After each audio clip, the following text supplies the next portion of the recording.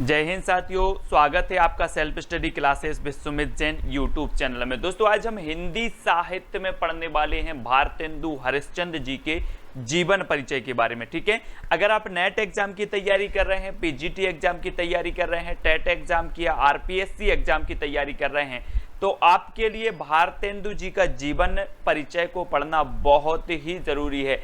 अगर बात करें भारतेंदु जी की, तो आधुनिक काल जब स्टार्ट होता है तो जो इसका प्रथम काल होता है वो होता है भारतेंदु काल, और भारतेंदु काल का नाम भारतेंदु जी के नाम पर ही पड़ा है। ठीक है, तो एक महान हस्ती के बारे में, महान साहित्यकार के बारे में आज हम यहाँ पर पढ़ेंगे। पूरा वीडियो जरूर देखें। भारतेंदु जी के बारे में पढ़ेंगे जिनका जो जन्म हुआ है वो कब हुआ है, 9 सितंबर 1850 को। जी हां दोस्तों, आपको याद रख लेना है। भारतेंदु मंडल तो आपने नाम सुना ही होगा। भारतेंदु मंडल में सबसे वरिष्ठ जो माने जाते थे साहित्यकार वो बालकृष्ण भट्ट माने जाते थे, लेकिन अगर दूसरा नंबर किसी का था तो वो भारतेंदु हरिश्चंद्र का था। तो आपको याद रख लेना है कि भारतेंदु हरिश्चंद्र जी का जन्म जो हुआ था वो 9 सितंबर 1850 को हुआ था। ठीक है, कभी कभी पूछा जाता है। और इसका संवत की बात करें तो 1907 विक्रम संवत हो जाएगा। ठीक है, जन्म स्थान क्या था, तो जन्म स्थान था काशी। एक संपन्न वैश्य परिवार में इनका जन्म हुआ। आप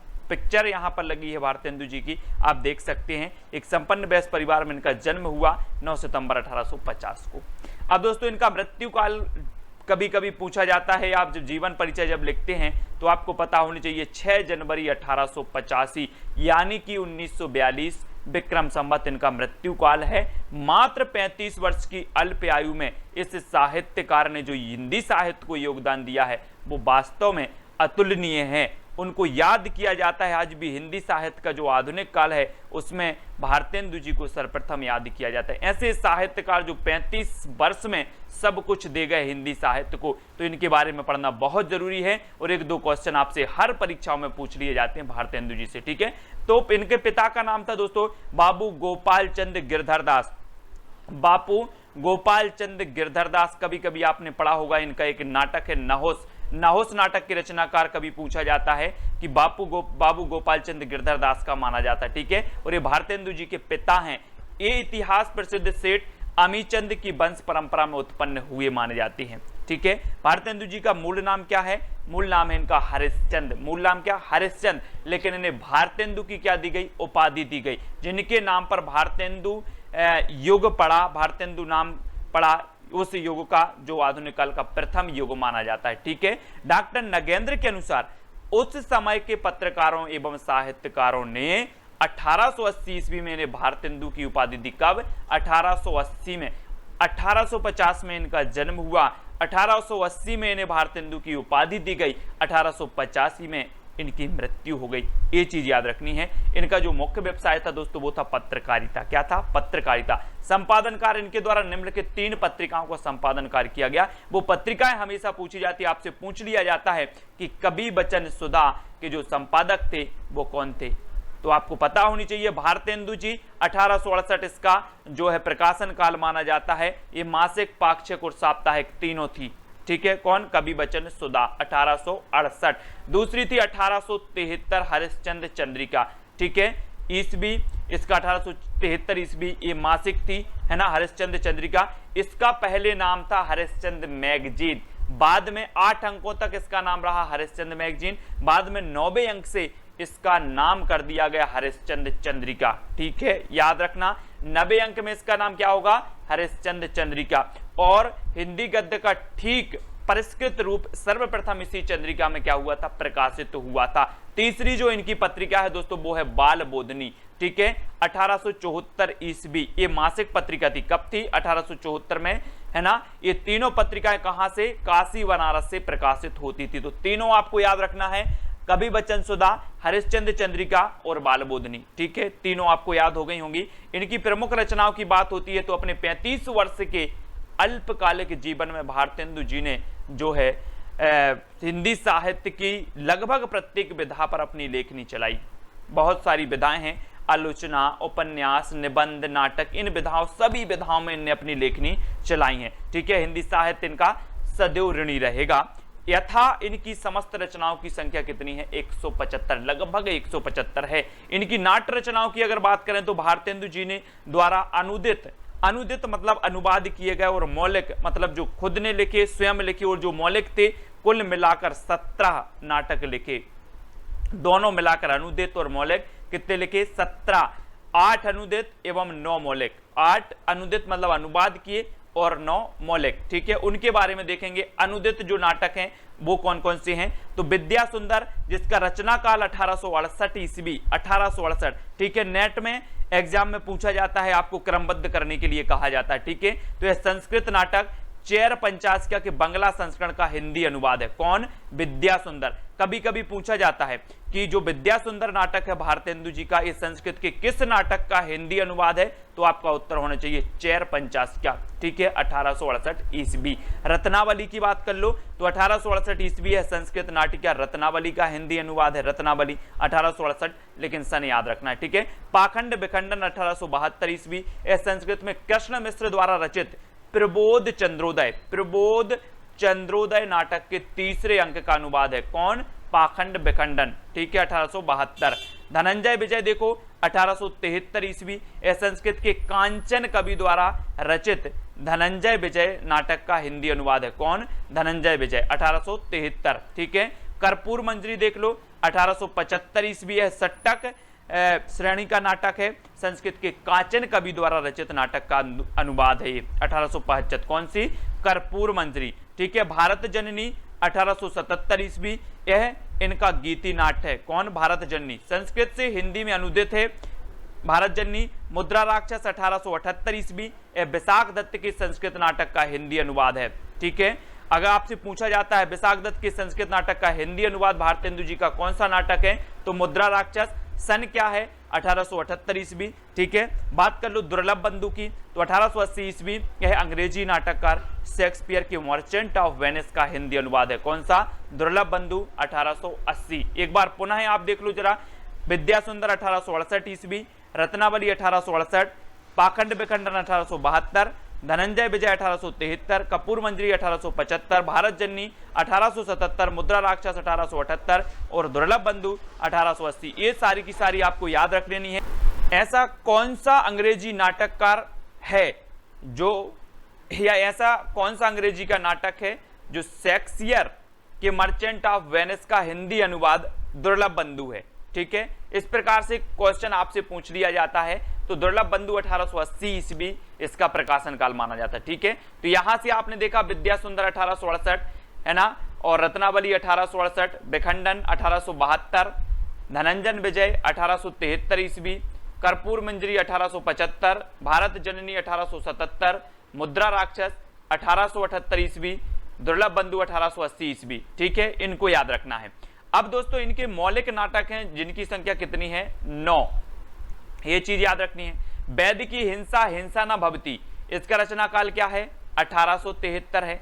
ठीक है, और ये प्रहसन है, इसमें पशु बलि प्रथा का क्या किया गया है? विरोध किया गया है। काय में? वैद्य की हिंसा हिंसा न भवती में 1873 इसका रचना काल है, प्रहसन है, इसमें पशु बलि प्रथा का विरोध किया गया है। ये चीज आपको याद रखनी। ठीक है, पीजीटी और यूजीसी नेट वाले थोड़ा सा ध्यान से पढ़ना।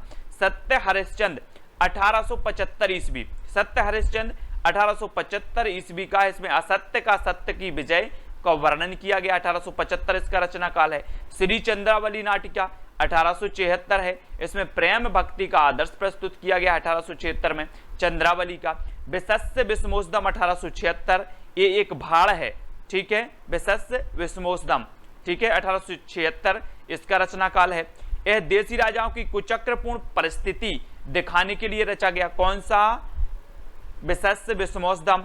भारत दुर्दशा 1880 नाटक, नाट्य रासक है, नाट्य रासक है। कभी कभी आपसे पूछ लिया जाता है कि भारत दुर्दशा जो है किसका नाटक है, आप बताते हो भारतेंदु जी का। इसका रचना काल क्या? 1880 है। इसमें अंग्रेजी राज्य में भारत की दशा का चित्रण किया गया। यह नाटक प्रबोध चंद्रोदय की प्रतीकात्मक शैली से प्रभावित है। कौन? भारत दुर्दशा 1880। ठीक है, नील देवी 1881 ईस्वी, नील देवी कई बार पूछा गया है। ये गीति रूपक है। यह पंजाब की एक हिंदू राजा पर मुसलमानों की चढ़ाई का ऐतिहासिक वृत्त लेकर लिखा गया है। इसमें भारतीय नारी के आदर्शों की महत्ता का प्रतिपादन किया गया। किसमें? नील देवी 1881 में। ठीक है, अगला देख लो अंधेर नगरी 1881 ईस्वी, ये प्रहसन है।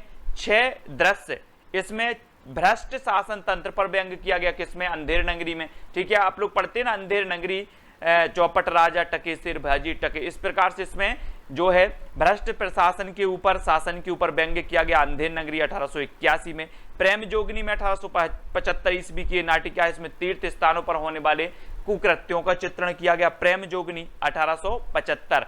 ठीक है, सती प्रताप 1883 ईस्वी, गीति रूपक है ये इनका अधूरा नाटक माना जाता है। इस नाटक को बाद में राधा कृष्ण दास द्वारा पूरा किया गया। कौन? सती प्रताप। तो ये चीज आपको याद रख लेनी है। अगर आपसे कभी पूछा जाए कि भारतेंदु जी का अधूरा नाटक कौन सा है, तो सती प्रताप 1883 और एक गीति रूपक है। तो आपको याद रख लेना है यहां से वैदिकी हिंसा, हिंसा नवाबती। अब ऐसे भी क्वेश्चन पूछा जाता है निम्न में से बताइए कौन सा भारतेंदु जी का मौलिक नाटक नहीं है या फिर मौलिक नाटक है? तो वैदिकी हिंसा, हिंसा नवाबती, सत्य हरिश्चंद्र, श्री चंद्रावली नाटिका, विशस्य विस्मोचदम, भारत दुर्दशा, नील देवी, अंधेर नगरी, प्रेम जोगनी और सती प्रताप, ये जो हैं ये क्या है? इनके मौलिक नाटक हैं। ठीक है, बात कर लेते हैं इनकी काव्य रचनाओं की। इनके द्वारा रचित काव्य रचनाओं की कुल संख्या कितनी है? 70 है, जिसमें से कुछ प्रसिद्ध रचना है। सबसे पहले तो प्रेम प्रलाप है, बकरी विलाप, प्रबोधिनी, दैन्य प्रलाप, विजय वल्लरी, विजयनी विजय वैजंती, दशरथ विलाप, प्रातः समीरन, वैशाख महामात, ठीक है, रिपनाष्टक, वर्षा विनोद, है ना, और फूलों का गुच्छा, भक्त सर्वस्व, उर्दू का स्यापा और बंदर सभा। ये इनकी कुछ जो है प्रमुख रचनाएं मानी जाती हैं, इनको आपको याद करना है। बात कर लेते हैं उपन्यास। उपन्यास है हमीर हट, हमीर हट, सुलोचना, रामलीला, सीलवती और सावित्री चरित्र, ये इनके उपन्यास हैं। सीलवती कई बार पूछा गया, सीलवती उपन्यास के लेखक कौन है? तब आपका उत्तर हो जाएगा भारतेंदु हरिश्चंद्र। ठीक है, तो हमीर हट, सुलोचना, रामलीला, सीलवती और सावित्री चरित्र ये किसके हैं? भारतेंदु हरिश्चंद्र के क्या हैं? उपन्यास हैं। ठीक है, निबंध की बात कर लो, आप बीती कुछ जग बीती, ये इनका निबंध है। कुछ लोग आत्मकथा बोल देते हैं, भारतेंदु जी का क्या है? निबंध। कुछ आप बीती कुछ जग बीती, भारतेंदु। सबई जाति गोपाल की, सबई जाति गोपाल की, मित्रता, मित्रता, भारत में मित्रता करते हैं लोग, सूर्योदय, भारतेंदु, जयदेव, बंग भाषा की कविता, ये कुछ निबंध हैं किनके? भारतेंदु जी के। याद रखना। इतिहास ग्रंथ देख लो, कश्मीर कुसुम और वात्साह, ये इनके क्या हैं? ऐतिहासिक ग्रंथ हैं। विशेष तथ्य देखो, ये हिंदी गद्य साहित्य के जन्मदाता माने जाते हैं। अगर आपसे कभी पूछ लिया जाए कि हिंदी साहित्य गद्य के जन्मदाता कौन है, तो हरिश्चंद्र जी। इनके द्वारा हिंदी लेखकों की समस्याओं का समाधान करने के लिए, समस्या पूर्ति के लिए कविता वर्धनी सभा की स्थापना की। ऐसा क्वेश्चन पूछा जाता है, कविता वर्धनी सभा की स्थापना किसने की? हरिश्चंद्र ने की। ठीक है, इनके द्वारा 1873 में तदीय समाज, अब तदीय समाज की स्थापना कब हुई? 1873 में हुई। किसने की? भारतेंदु हरिश्चंद्र ने की। ऐसा हमें याद रखना है। इन्होंने हिंदी साहित्य के सर्वप्रथम अभिनीत नाटक जानकी मंगल, किसका है? शीतला प्रसाद त्रिपाठी का जानकी मंगल। आपसे पूछा जाता है जानकी मंगल नाटक किसका है? तो शीतला प्रसाद त्रिपाठी का। और इन्होंने इस नाटक में अभिनय किया था और इन्होंने काय की भूमिका निभाई थी? लक्ष्मण की भूमिका निभाई थी। तो ये चीज भी याद रख लेना है। ठीक है, और ये रसा उपनाम से, ऐसे क्वेश्चन यूजीसी नेट में और पीजीटी टीजीटी में आज पूछ लिए जाते हैं। मधोप उपनाम से कौन लिखता है? रसा उपनाम से कौन लिखता था? है ना, ये आपको याद रख लेना है। वैदराज नाम से कौन लिखता था? अलग अलग प्रकार के उपनाम है लेखकों के, साहित्यकारों को बे याद रखना है। आपसे सीधा सा क्वेश्चन बनेगा कि रसा उपनाम से कौन लिखता था? तो वो लिखते थे कौन? भारतेंदु हरिश्चंद्र। इनका उपनाम था रसा। ठीक है, वल्लभाचार्य द्वारा प्रवर्तित पुष्टि मार्ग। अब आपसे एक क्वेश्चन पूछा जाता है, पुष्टि मार्ग के प्रवर्तक कौन है? तो वल्लभाचार्य हैं, लेकिन इन्होंने पुष्टि मार्ग से दीक्षा ग्रहण की थी। किसने? भारतेंदु जी ने। ठीक है, और आपने बहुत अच्छी पंक्ति पढ़ी होगी मातृभाषा के रूप में, इन्होंने क्या प्रशंसा की थी कि निज भाषा उन्नति यहे सब उन्नति को मूल, बिन निज भाषा ज्ञान के मिटत नाहिए को सूल। ये किसने कहा था? भारतेंदु हरिश्चंद्र। पंक्तियों में आपसे पूछ लिया जाता है कि ये पंक्ति किसकी है, तब आपको पता होनी चाहिए कि भारतेंदु हरिश्चंद्र जी की है। ठीक ठीक है। ये 11 वर्ष की अल्पायु में ही कविताएं लिखने लगे थे भारतेंदु जी। 15 वर्ष की अवस्था में वे अपने परिवार के साथ जगन्नाथ जी गए। उसी यात्रा में उनका परिचय बंगला साहित्य की नवीन प्रवृत्तियों से भी हुआ। अपनी अति उदारता के कारण ही वे अपने पूर्वजों की संपत्ति लौटाकर दरिद्र हो गए। जीवन के अंतिम दिनों तक वे साहित्यकारों, कवियों, दीन दुखियों की सहायता करते रहे। कौन? भारतेंदु हरिश्चंद्र। तो दोस्तों यहाँ पर हमने भारतेंदु हरिश्चंद्र जी की जीवन गाथा को पढ़ा। भारतेंदु हरिश्चंद्र का आप कोई भी एग्जाम दे रहे हैं, एक ना एक क्वेश्चन जरूर आता है। इनकी जीवन रचनाओं से, इनके निबंधों से, इनके उपन्यासों से, इनके जीवन काल से संबंधित महत्वपूर्ण विशेषताओं से तो एक क्वेश्चन आपका बन जाता है। आपने पूरा वीडियो देखा, आपको कैसा लगा दोस्तों, है ना? सभी लोगों के लिए जय हिंद। सभी लोग वीडियो को लाइक जरूर करेंगे, वीडियो को शेयर भी करना है और ये टेलीग्राम ग्रुप की लिंक भी दी है, तो टेलीग्राम ग्रुप से भी जुड़ जाना, ठीक है। और टेलीग्राम ग्रुप से जुड़ने के लिए आपको टेलीग्राम ऐप डाउनलोड कर लेना है, उसमें सर्च कर लेना है क्या? IAS study trick. IAS study trick आपका लिखा है, ये सर्च कर लेना, ठीक है। ये व्हाट्सअप नंबर दिया है, तो कोई भी डाउट व्हाट्सअप पर भी शेयर कर सकते हैं, ठीक है। इंस्टाग्राम पर भी आप जुड़ सकते हैं, Sumit Jain self study classes search कर लेना, ठीक है। फेसबुक से आपको जुड़ना है, सुमित जैन सर्च कर लेना है। साथ ही फेसबुक पेज है अपना सेल्फ स्टडी क्लासेस, उससे भी आप जुड़ सकते हैं। ट्विटर पर सुमित जैन फॉलो कर सकते हैं, ठीक है। आप किसी भी एग्जाम की तैयारी कर रहे हैं, हिंदी साहित्य में परिचय से संबंधित, साहित्यकारों से संबंधित प्रश्न जरूर पूछे जाते हैं। वीडियो कैसा लगा कमेंट के माध्यम से जरूर बताएं। अब हिंदी साहित्य की क्लास अपनी स्टार्ट हो चुकी है, तो पूरे के पूरे वीडियो आपको जरूर देखना है। आज के लिए बस इतना ही। जय हिंद,